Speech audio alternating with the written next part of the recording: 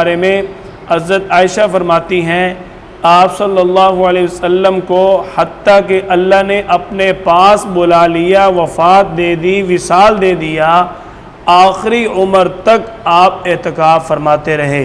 اور جب آپ صلی اللہ علیہ وسلم اس دنیا سے رخصت ہوئے، اس کے بعد آپ کی ازواج مطہرات اس سنت کو ادا کرتی رہیں۔ آپ صلی اللہ علیہ وسلم کی سنت مؤکدہ علی الکفایہ ہے رمضان المبارک کے آخری عشرہ کا اعتکاف کرنا۔ پورے محلے میں سے اگر کوئی ایک بھی شخص مسجد کے اندر اعتکاف نہیں کرتا تو پورے محلے والے گناہگار ہوں گے۔ اگر پورے محلے میں سے، پورے علاقے میں سے ایک بندہ بھی اعتکاف پر بیٹھ گیا تو پورے محلے والے گناہگار ہونے سے بچ جائیں گے۔ اللہ تعالیٰ نے اپنے بندے کو اپنے ساتھ جوڑنے کی بات کی ہے، تو جو محبوب اور محبت کرنے والا ہوتا ہے، اصول یہ ہے کہ اگر یک طرفہ محبت ہو تو اس کو کوئی بھی پسند نہیں کرتا، تو پھر میرا اللہ اس چیز کو کیسے پسند کرے؟ اللہ تعالیٰ نے جب اپنے بندے کو بار بار اپنی طرف بلایا، اللہ تعالیٰ نے بار بار اپنے بندے کو عبادات کا حکم دیا، بار بار اپنے بندے کو بخشش کے مواقع دیے، میرا بندہ میری طرف آ جا، لیکن بندہ جب پھر بھی نہیں آتا تو پھر اللہ تعالیٰ کی طرف سے یہ شریعت کا پیغام ہے کہ سنت مؤکد علی الکفایہ، یعنی اگر کوئی ایک بھی شخص پورے محلے میں سے اعتکاف نہیں کرے گا تو پورا محلہ گنہگار ہو۔ اللہ کو ناراض کرنے والی بات ہے۔ اللہ تعالیٰ نے جب قرآن پاک سورۃ البقرہ میں خود فرما دیا وَأَنْتُمْ عَاكِفُونَ فِي الْمَسَاجِدِ کہ حالت اعتکاف مسجد کے اندر ہونی چاہیے، تمہارا اعتکاف مسجد میں ہونا چاہیے۔ اور ویسے بھی اگر بندہ نوٹ کرے تو جب بندہ اعتکاف پر بیٹھتا ہے گناہوں سے بچتا ہے، فضولیات سے بچتا ہے اور مزید اللہ کے قریب ہو جاتا ہے۔ اللہ تعالیٰ نے تو بار بار کوشش کی ہے۔ اللہ تعالیٰ نے فرمایا وَلَا تُبَاشِرُوهُنَّ وَأَنْتُمْ عَاكِفُونَ فِي الْمَسَاجِدِ کہ تم مسجد کے اندر جب اعتکاف کرو تو پھر اپنی گھر والیوں کے ساتھ مباشرت نہیں کرنی، اپنی گھر والیوں کے پاس نہیں جانا۔ یہ بات اس لیے وضاحت دے رہا ہوں کہ آج کے دور کے اندر یہ بات عام بندے کو سمجھ آنے والی نہیں ہے۔ بسا اوقات ایسا ہوتا ہے دین کے بہت سارے احکامات جو بآسانی بندے کی عقل میں، بندے کے ذہن میں نہیں آتے۔ اب یہی بات لے لیں، اللہ تعالیٰ فرما رہے ہیں حالت اعتکاف میں اپنی بیوی کے پاس نہیں جانا۔ اب عام بندہ آج کے دور میں ذہن کے اندر فوراً یہ بات لائے گا کہ یہ بڑی عجیب بات ہے، اعتکاف میں بھی بھلا کوئی اپنے گھر والی کے پاس جاتا ہے؟ تو بات یہ ہے جس دور میں یہ آیت نازل ہوئی اس دور مبارک کے اندر مسجد کے ساتھ حجرے ہوتے تھے، اور یہ جو آج کل مسجد کے ساتھ ساتھ چھوٹی چھوٹی حجریاں بنی ہوئی ہیں، یہ حجرے نہیں ہوتے تھے۔ ہم نے تو حجرہ جو ہے وہ مائک رکھنے کے لیے، مسجد کا سامان رکھنے کے لیے، ممبر وغیرہ رکھنے کے لیے اس کو حجرہ سمجھا ہوا ہے۔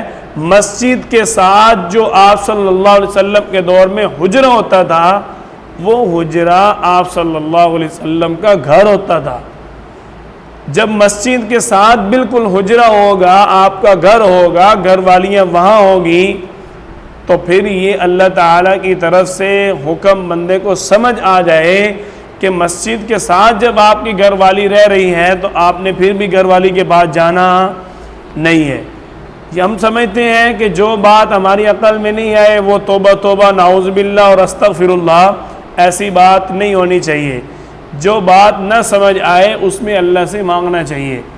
ہم کوشش یہ کرتے ہیں کہ جو اولیاء اللہ، تابعین، مجتہدین اور بڑے بڑے لوگ گزر گئے، شاید ہم ان سے بھی بڑے اللہ والے اور نیک متقی پاک بنے ہوئے ہیں۔ دیکھو نا، اب یہ آیت آپ صلی اللہ علیہ وسلم کے دور میں نازل ہوئی ہے، اور آج کے بندے کو کسی کو کہا جائے بھائی اعتکاف میں اپنی گھر والی کے پاس نہ چلا جائیں، تو وہ آگے سے کیا کہے گا، مولوی صاحب کی ہو گیا، کیسی باتیں کر رہے ہو، اعتکاف میں بھلا کوئی اپنی گھر والے کے پاس جاتا ہے؟ آپ کوئی توبہ کرو کو استغفار کرو، عجیب باتیں کر رہے ہو، ہم کہیں گے بھائی جان یہ بات آج کی نہیں ہے۔ اللہ تعالیٰ نے شرعی حکم دینا تھا ایک مختصر بات کے ساتھ، وَلَا تُبَاشِرُوهُنَّ وَأَنْتُمْ عَاكِفُونَ فِي الْمَسَاجِدِ، بس تم نے کوئی بھی ایسا مباشرت والا کام نہیں کرنا۔ اور میں آج کے دور میں اگر دیکھا جائے جن مسجدوں میں حجرے نہیں ہیں، گھر ساتھ نہیں ہیں اور امام صاحب کی ساتھ رہائش نہیں ہے، وہاں کے لیے یہ بات ہے، ہم تو امام صاحب کو رہائش تو کہتے ہیں، چھوٹا سا حجرہ نہیں دیتے۔ میری مسجد کے اندر ایک چھوٹا سا بالکل حجرہ بنا ہوا ہے، تو میں نے وہاں یہ بات کی، لوگ کہنے لگے قاری صاحب رہائش چاہیے، میں نے کہا نہیں کیا ضرورت ہے، یہ 1.5 فٹ کا کمرہ بہت ہے میرے اور میری فیملی کے لیے، پوچھنے کی کیا بات ہے، جو چیز کرنی ہو وہ کرو۔ تو بات یہ ہے کہ مسجد کے ساتھ یہ حجرے ہوتے تھے، اس وقت اللہ تعالیٰ نے یہ حکم دیا۔ آج کے دور میں اس پر کیسے عمل کریں گے؟ آج کے دور میں یہ ہے کہ اپنی گھر والی کے ساتھ اعتکاف کی حالت میں زیادہ فون پہ باتیں نہیں کرنی، آج کے دور میں زیادہ اپنی گھر والی کے خیالات ذہن میں نہیں لانے۔ بات صحیح کر رہا ہوں، آج کے دور میں زیادہ خیالات نہیں لانے اپنی گھر والیوں کے، کیوں؟ آپ حالت اعتکاف میں ہو، اب آپ اللہ کو یاد کرو، آپ اللہ کی عبادت کرو۔ اب کوئی بندہ اعتکاف پر بیٹھ جاتا ہے، اعتکاف میں سے ایک قسم جس میں انتہائی سختی ہے اور وہ سختی بندے نے خود اپنے لیے بنائی ہے۔ کوئی بندہ منت مانتا ہے، نظر مانتا ہے، اور جی میں رمضان المبارک کے آخری عشرہ کا اعتکاف ضرور کروں گا۔ اب اس نے منت مان لی، اب اس کے لیے رمضان المبارک کے آخری عشرہ کا اعتکاف کرنا واجب ہے، ضروری ہے، نہیں کرے گا گناہگار ہوگا، اور واجب اعتکاف کے ساتھ اس کو روزہ بھی رکھنا ہوگا۔ اللہ تعالیٰ نے منع فرمایا ہے کہ تم نظر نہ مانا کرو، اگر تم مان لو وَلْيُوفُوا نُذُورَكُمْ، پھر تم نے نظر پوری کرنی۔ پہلے تو اللہ تعالیٰ نے منع فرمایا وَمَا أَنفَقْتُم مِّن نَذَرْتُم، اللہ تعالیٰ نے پہلے منع کیا ہے کہ تم اہم فضول اعتکاف کے لیے اور دیگر اپنے آپ کو پابند کرنے کے لیے، اپنی استطاعت سے زیادہ اپنے اوپر بوجھ ڈالنے کے لیے منت نہ مانا کرو۔ ہمیں لوگ قسمیں اٹھا رہے ہوتے ہیں ہر وقت، اس چیز کا بندے کے لیے نقصان ہے۔ اللہ تعالیٰ نے اس سے منع فرمایا ہے، کیوں؟ اللہ تعالیٰ نے فرمایا لا یکلف اللہ نفسا الا وسعها، ہم نے کسی بندے کو اس کی جان سے زیادہ دین میں عبادات کا مکلف بنایا ہی نہیں ہے۔ جتنی جس کے اندر سکت اور طاقت ہے ہم نے اس کو اسی کا حکم دیا ہے۔ یہ 20 رکعت تراویح مشکل مشقت نہیں ہے، اس کا اللہ نے مکلف بنایا، ہمیں اللہ نے طاقت دی ہے۔ اللہ تعالیٰ کو پتہ تھا میں نے ان کو رمضان مبارک میں تازہ اور قدرتی غذا دینی ہے، صاف ستھرے فروٹ کھانے ہیں، انہوں نے دودھ پینے ہیں، لسیاں اور دہی چڑھانی ہے، ان کو طاقت ملنی ہے تو ساتھ ورزش بھی چاہیے۔ اللہ تعالیٰ جس چیز کو جانتے ہیں اس چیز کو ہم نہیں جانتے۔ اب کوئی بندہ اعتکاف پر بیٹھ گیا، اب اس نے اعتکاف پر بیٹھ کر کرنا کیا ہے؟ اس کے لیے بھی تو چاہیے نا بات۔ تو اعتکاف پر بیٹھنے والا اپنے 24 گھنٹے بالکل 100% سنت کے مطابق گزارے، بس یہی کرنا ہے۔ کوئی لمبی چوڑی تحریر اور کتابیں پڑھ کے عمل کرنے کی کوئی مشکل ضرورت نہیں ہے۔ آسان بات سمجھ لیں کہ 24 گھنٹے کی مسنون عبادات، نوافل عبادات کا اہتمام کریں، یہی آپ کا اعتکاف آپ کو مصروف رکھے گا۔ مثال کے طور پہ آپ حضرات صبح سحری سے پہلے اٹھیں، طلوع سحر صبح صادق کے وقت اٹھیں، وَمِنَ اللَّيْلِ فَتَهَجَّدْ بِهِ نَافِلَةً لَكَ، اللہ کا حکم ہے کہ رات کو اٹھو تہجد پڑھو۔ الَّذِينَ يَذْكُرُونَ اللَّهَ قِيَامًا وَقُعُودًا وَعَلَى جُنُوبِهِمْ، اللہ تعالیٰ فرماتے ہیں جو لوگ اللہ کو یاد کرتے ہیں کھڑے ہو کر، بیٹھ کر، لیٹ کر، اللہ تعالیٰ ان سے راضی ہو جاتا ہے۔ وَيَتَفَكَّرُونَ فِي خَلْقِ السَّمَاوَاتِ وَالْأَرْضِ، یہی وہ لوگ ہیں جو زمین و آسمان کے اندر اپنے تخیلات کو لے کے آتے ہیں۔ زمین کس نے بنا دی ہے؟ اللہ تعالیٰ نے بنائی، سبحان اللہ۔ یہی وہ لوگ ہیں جو اللہ تعالیٰ کو دن رات اٹھتے بیٹھتے سوتے جاگتے یاد کرتے ہیں۔ رات کو قیام کرنا، قیام رمضان، قیام اللیل کا اہتمام کرنا، قیام رمضان 20 رکعت تراویح اور قیام اللیل 8 رکعت تہجد کا اہتمام کرنا چاہیے۔ سنت کے مطابق نوافل پڑھنے کا اہتمام کریں، 2 رکعت پڑھ کے۔ آپ صلی اللہ علیہ وسلم کی سنت مبارکہ ہے سورت آل عمران کا آخری رکوع تہجد میں تلاوت کیا کرتے تھے۔ جس کو یاد ہو وہ کوشش کریں، جس کو نہ یاد ہو وہ اس کو یاد کر کے پڑھنے کی کوشش کریں۔ کم از کم ایک آیت اس رکوع کی پڑھ لو، سنت کے قریب تو اجر مل ہی جائے گا۔ نمبر 2، سنت کے مطابق تاخیر سے سحری کریں۔ یہ نہیں کہ بھئی رات تراویحوں کے بعد کھا لی ہے جی، ہمیں تو سحری کے بعد بھوک ہی نہیں لگتی۔ سنت کا اہتمام کریں۔ آپ صلی اللہ علیہ وسلم کا فرمان مبارک ہے تسحروا بالبرکہ، اللہ نے تمہارے لیے سحری میں برکت رکھی ہے، تم سحری ضرور کیا کرو۔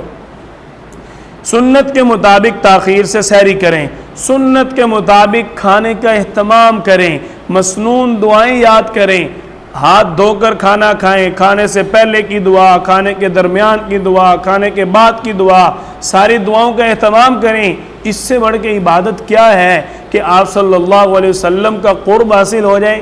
جب سنت کے مطابق آپ 24 گھنٹے گزاریں گے تو آپ کا آپ صلی اللہ علیہ وسلم کے ساتھ تعلق قائم ہو جائے گا۔ جیسے بندہ زیادہ کام کرتا ہے اس کے ذہن میں زیادہ خیالات بھی آتے ہیں۔ اگر آپ زیادہ کام آپ صلی اللہ علیہ وسلم کی سنت کے مطابق کریں گے، آپ کے خیالات میں، خوابوں میں آپ صلی اللہ علیہ وسلم خود آ جائیں گے۔ نمبر 3، اگر آپ نے سحری کر لی ہے، اب سحری کر کے اپنی کمر سیدھی نہ کریں۔ ایک تو بڑا مسئلہ ہے مسلمانوں کو کھانا کھانے کے بعد کمر میں مسئلہ بنتا ہے۔ سنا تھا کہ کمزوری سے لوگ کمر سیدھی کرتے ہیں، لیکن رمضان میں مسلمان صاحب سحری اور افطاری کرنے کے بعد کمر سیدھی کرتے ہیں۔ اس کی وجہ یہ ہے کہ وہ جو اوور ٹیکنگ کی ہے، اوور مال ڈالا ہے پیٹ مبارک میں، اس کی وجہ سے اب کمر کہہ رہی ہے کہ پہلے مجھے تھوڑا سیدھا کرو۔ سنت کے مطابق آپ کم کھائیں گے، آپ کو نیند کم آئے گی، آپ عبادت زیادہ کر سکیں گے۔ سنت کے مطابق اگر اعتکاف پر بیٹھ کر آپ کم کھائیں گے، آپ کو بیت الخلاء میں کم جانا پڑے گا، آپ کو نیند بھی کم آئے گی، آپ کے لیے نوافل میں کھڑا ہونا بھی آسان ہوگا۔ ایک بندہ 10 کلو وزن اٹھا کر کھڑا ہے، ایک بندہ 1 کلو وزن اٹھا کر کھڑا ہے، 1 کلو والا زیادہ کھڑا ہو سکتا ہے۔ تو جب آپ عبادت کے لیے اعتکاف پر بیٹھے ہیں، کھانے پینے کے لیے نہیں بیٹھے، تو آپ کم کھائیں، عبادت زیادہ کریں۔ اتنا نہ کھا لیں کہ بس اب سحری کے بعد میں تو اشراق نہیں پڑھ سکتا، استاد جی سحری سے پہلے جو بھی کام ہے وہ کروا لو، بس سحری سے لے کر زور تک ہمیں پوچھنا نہیں ہے۔ یہ طریقہ نہیں ہے۔ آپ صلی اللہ علیہ وسلم کے بارے میں حضرت عائشہ رضی اللہ عنہ فرماتی ہیں جب رمضان مبارک کا آخری عشرہ شروع ہوتا، آپ صلی اللہ علیہ وسلم اپنے بستر کو اور آپ صلی اللہ علیہ وسلم کا بستر آپ کو بالکل بھول جاتے، اتنا آپ عبادات کا اہتمام کرتے، بستر کبھی قریب بھی نہیں ہے۔ تو آپ جب فجر کی نماز کے تیاری کریں، سنت کے مطابق 2 سنتیں ادا کریں، سنتوں کے بعد اللہ سے دعا مانگیں۔ سنت اور فرائض کے درمیان جو وقت ہے، اذان اور اقامت کے درمیان کا جو وقت ہے، یہ قبولیت کا وقت ہے، اس میں آپ دعا کریں، آپ فرض نماز ادا کریں، فرض نماز کے بعد آپ اپنے تلاوت کریں، قرآن پاک کی تلاوت کریں، سنت کے مطابق آپ صلی اللہ علیہ وسلم کی فرض نماز پڑھ کے اشراق کی نماز تک اسی جگہ پر بیٹھیں۔ یہ دیکھیں جس طرح قاری بشیر صاحب بیٹھے ہوئے ہیں، اس طرح آپ صلی اللہ علیہ وسلم گوٹھ مار کر فجر کی فرض نماز پڑھنے کے بعد سے لے کر اشراق کے نوافل تک، یعنی سورج طلوع ہونے تک اس طرح بیٹھے رہتے۔ اس طرح بیٹھنے سے ایک تو بندے کو نیند نہیں آتی، اگر آ جائے تو بندہ جلدی گرتا نہیں ہے، جب بندہ گرتا نہیں ہے تو وضو بھی ٹوٹتا نہیں ہے۔ آپ صلی اللہ علیہ وسلم نے جو چیزیں بیان کی ہیں وہ بالکل بیانی مسلمان کی فطرت کے مطابق ہیں، اس میں سہولت ہے۔